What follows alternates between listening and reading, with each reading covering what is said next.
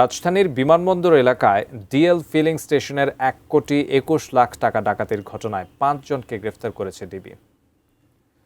RAB লেখা কোটি ও পিস্তল গুলিসহ বিভিন্ন সরঞ্জাম জব্দ করা হয়েছে। বিস্তারিত জানাচ্ছেন তৌফিক হাসান তুহাদ।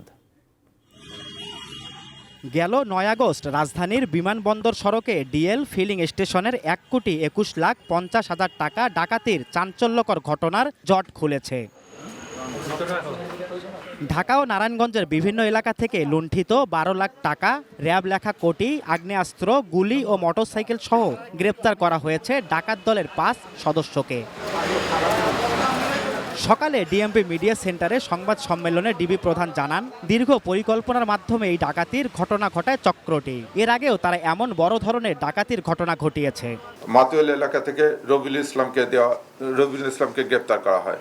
রবিউল ইসলামকে গ্রেপ্তার করার পর তাকে ঘটনার বিষয়ে জিজ্ঞাসা করলে সে ঘটনার সাথে সম্পৃক্ত থাকার কথা স্বীকার করে এবং তার তথ্যের ভিত্তিতে যাত্রাবাড়ির কাজলাপাড় এলাকা থেকে মিন্টু রাহিকে গ্রেপ্তার করা হয়।